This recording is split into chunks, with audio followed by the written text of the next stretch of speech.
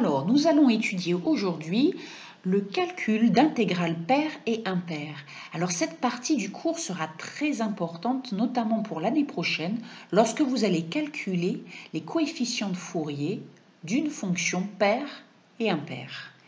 Et vous allez comprendre que vous allez y gagner en temps de calcul. Alors, d'abord, quelques rappels.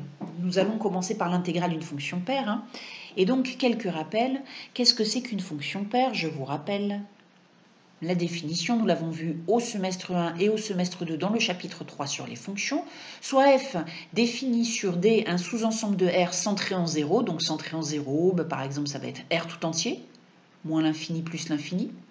Ou alors, ça peut être moins 2, 2, c'est un intervalle centré en 0. Ou encore, la réunion des intervalles moins 1, union 1 plus l'infini.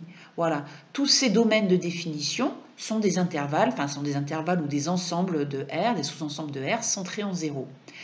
Alors, la fonction f est dite paire lorsque pour tout x dans cet ensemble de définition, f de moins x est égal à f de x. Sa représentation graphique est alors symétrique par rapport à l'axe des ordonnées et on étudie alors f sur l'intersection entre l'ensemble de définition et R+.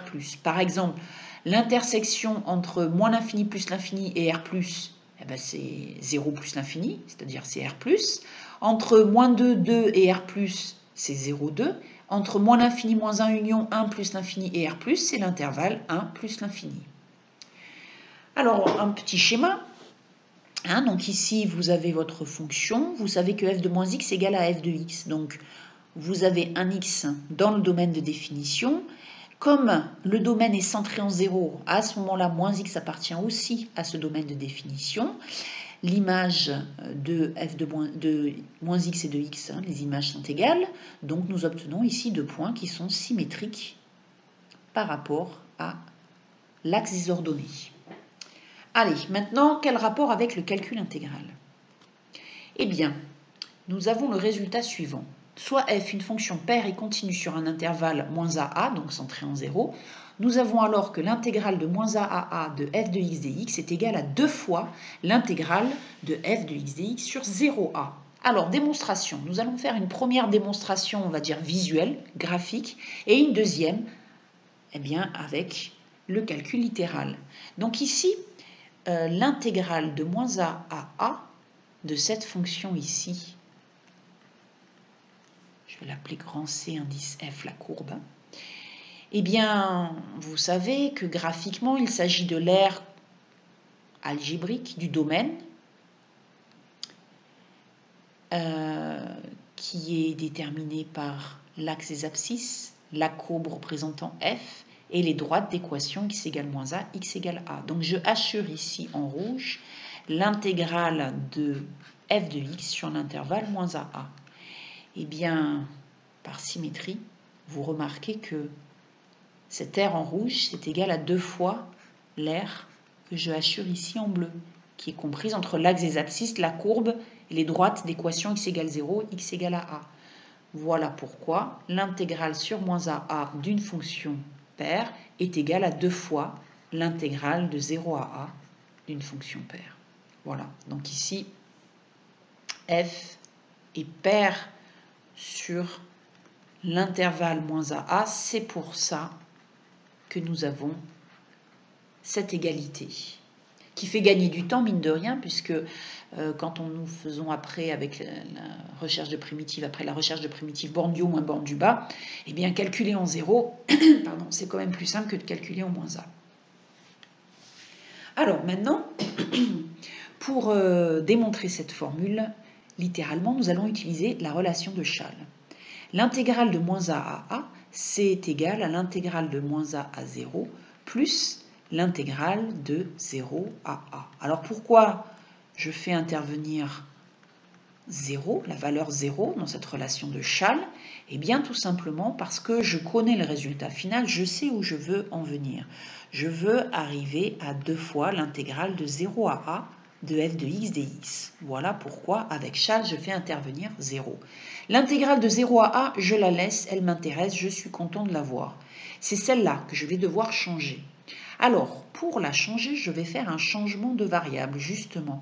Je vais poser t égale à moins x ou x égale à moins t. Pourquoi? Parce que comme ça, les bornes vont changer. Quand x est égal à moins a, t va être égal à moins a, c'est-à-dire à a. Et quand x est égal à 0, eh bien t est égal à 0. Voilà, donc les nouvelles bornes de l'intégrale, ça va être, alors attention par contre, en bas, je vais avoir a, et en haut, je vais avoir 0. Alors maintenant, il me faut aussi la relation entre dx et dt. Je sais que dt, c'est égal à moins dx, dt est exprimé en fonction de x, donc je dérive t par rapport à x, et ça me donne la dérivée de moins x, c'est-à-dire moins 1. Donc, voilà la relation entre dt et dx. dt est égal à moins dx. Alors, je n'ai plus qu'à réécrire cette intégrale avec la nouvelle variable qui est t. Donc, borne du bas, on a dit c'est a. Borne du haut, 0. f de x, je le remplace par t. Et dx que je remplace par moins dt. Donc, je vais mettre moins ici, dt. Alors, x, c'est moins t. J'ai oublié le moins ici. Voilà. Voilà. Et puis après, j'ai plus l'intégrale de 0 à a de f de x dx. Alors, c'est là que va intervenir mon hypothèse. C'est-à-dire, c'est quoi l'hypothèse? L'hypothèse, c'est f est pair. F est pair. Ah, il y a le moins qui est parti là. Alors, attendez, je vais le réécrire. Parce qu'apparemment, il est parti. Donc, j'ai x, je le remplace par moins t. D'accord? Donc là, j'ai un moins. Voilà. Et comme f est pair, eh bien, f de moins t, je peux le remplacer par f de t. Car f est pair. D'accord?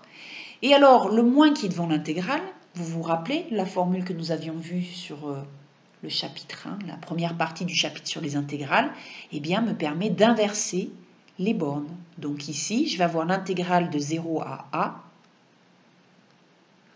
de f de t dt.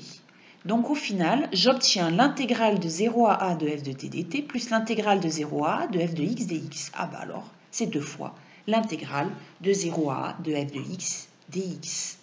Voilà, donc j'obtiens le résultat. L'intégrale de f entre moins a et a, c'est égal à 2 fois l'intégrale de f de 0 à a. Alors, je sais que j'ai régulièrement la question suivante.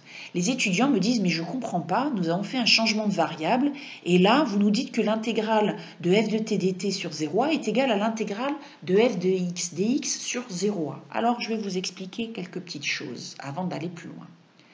Regardez, si je calcule l'intégrale de t au carré entre 0 et 5.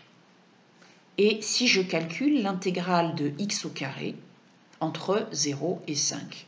Et si je calcule l'intégrale de chocolat au carré des chocolats entre 0 et 5, qu'est-ce que j'obtiens?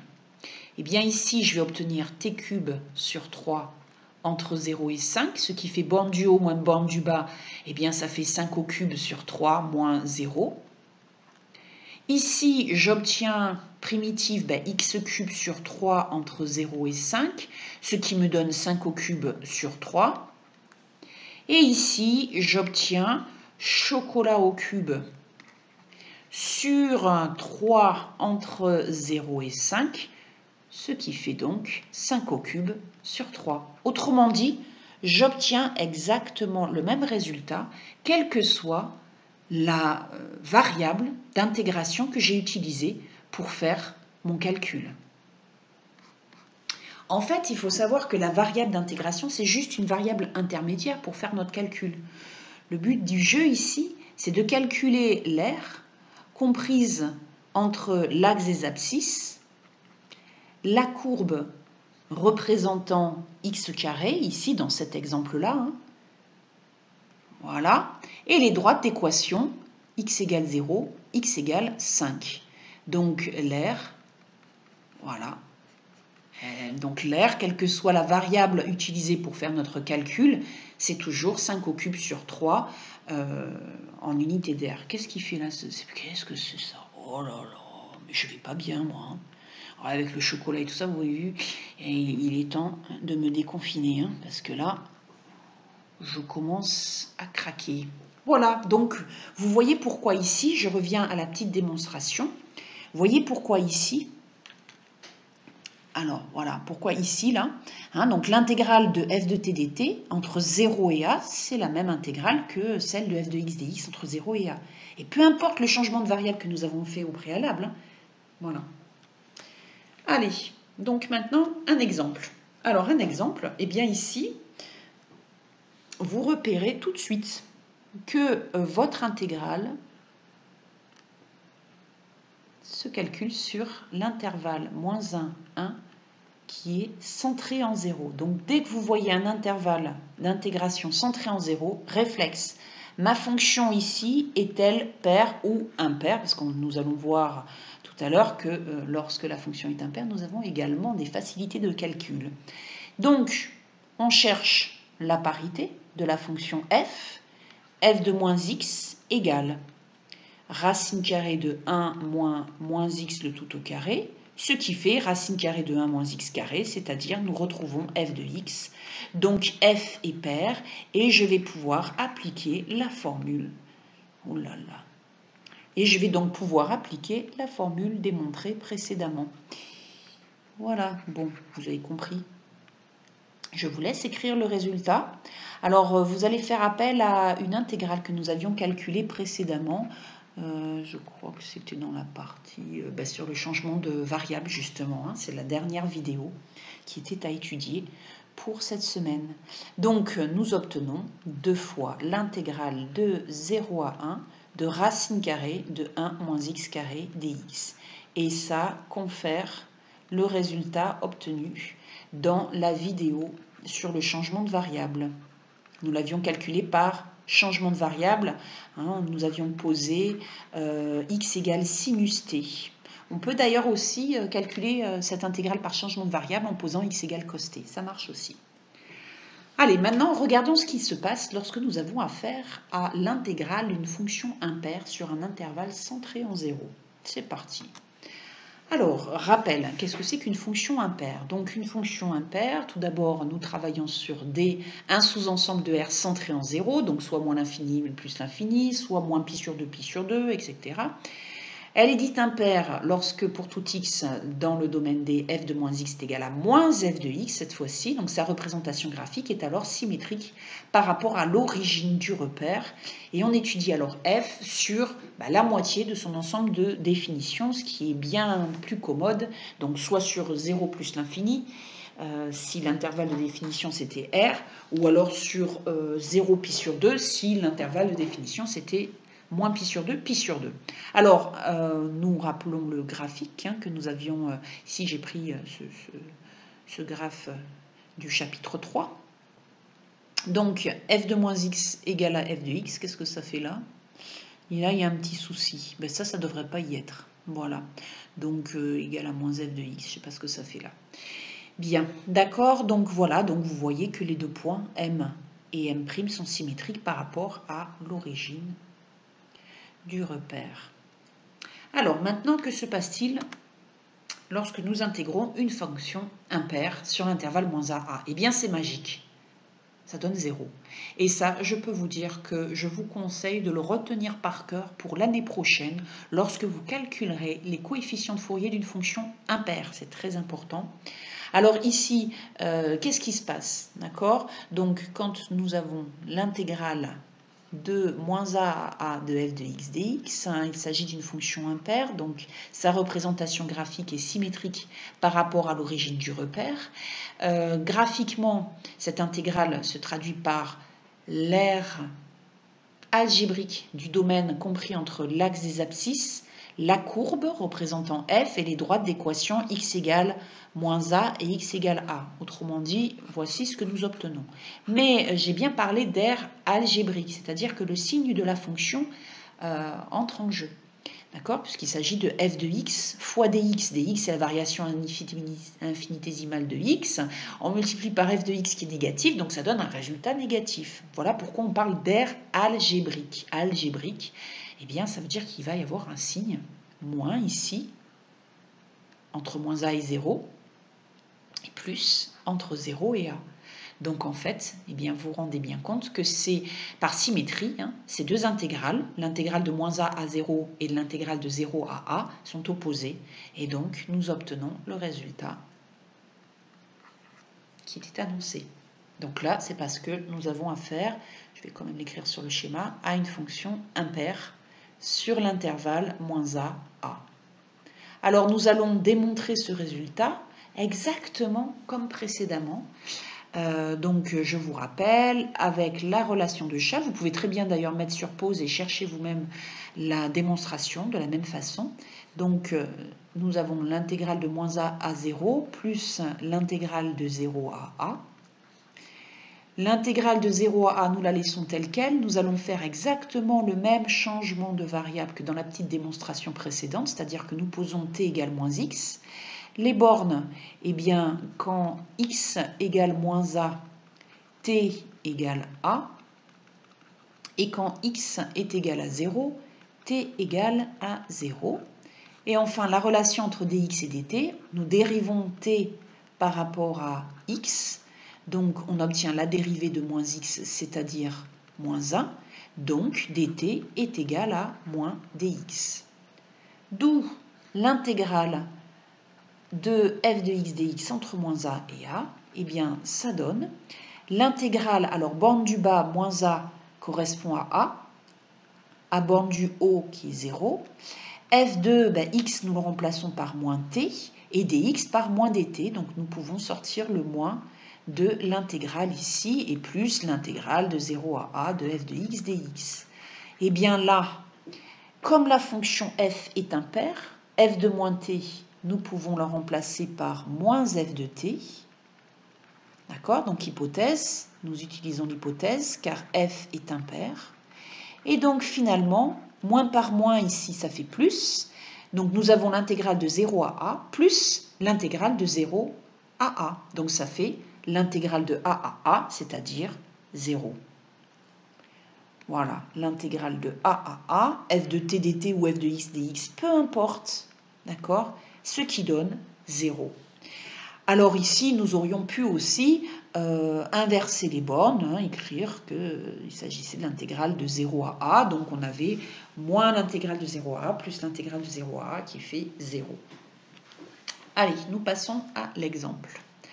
Alors, l'exemple ici, vous avez donc la fonction t fois cos t fois sinus t à la puissance 4 dt. Eh bien, nous remarquons, surtout c'est ça dans un premier temps, que nous travaillons sur un intervalle centré en 0, parce que sinon, ce n'est pas la peine de s'embêter à étudier la parité de la fonction. Hein. Donc, il est centré en 0. Voilà, donc maintenant, quelle est la parité de la fonction qui a t associe t fois cos t fois sinus t à la puissance 4. Elle est comment cette fonction? Alors il y a plusieurs façons de raisonner. Soit vous dites, on va l'appeler f, hein, soit vous calculez f de moins t, d'accord? Donc ça fait moins t cos de moins t fois sinus de moins t à la puissance 4. La fonction cosinus est paire, donc cos de moins t, ça fait cos t. La fonction sinus est impaire, mais impaire à la puissance 4. D'accord? Enfin, de toute façon, il suffit de l'écrire. Hein. Elle est impaire, donc ça fait moins sinus t à la puissance 4. Donc, vous voyez que le moins à la puissance 4, ça fait plus. Donc, nous obtenons moins t fois cos t fois sinus t à la puissance 4. Donc, moins f de t. Donc, la fonction f est impaire. Donc, soit vous raisonnez de cette façon-là, en partant de la définition d'une fonction impaire, ou alors, vous dites que f, c'est le produit de t, qui est une fonction impaire, de cos t, qui est une fonction paire, et de sinus t à la puissance 4, qui est une fonction impaire à la puissance 4. Et vous appliquez la règle, c'est comme la règle des signes, c'est-à-dire paire fois paire, ça donne paire fois impaire, impaire, et le produit de deux fonctions impaires, c'est une fonction paire. Donc ici, impaire à la puissance 4, eh bien, ça fait paire. Et ici, nous avons paire fois paire, ça fait paire, Et pair fois impair, eh bien, ça fait impair. Voilà une autre façon de raisonner. Donc, notre fonction ici, elle est impaire. Nous l'intégrons sur un intervalle centré en 0. Et donc, il n'est pas la peine de rechercher une primitive de cette horreur-là. Vous voyez, hein, on serait bien amusé pour trouver une primitive de tout ça. Voilà, l'intégrale est nulle. Voilà, donc je vous laisse réfléchir à cette petite vidéo parce qu'elle vous servira énormément l'année prochaine, je le répète, dans quoi? Dans le calcul de coefficient de Fourier d'une série de Fourier. Voilà, allez, une petite distraction. Vous allez chercher l'interprète et le titre de ce morceau, si ça vous amuse.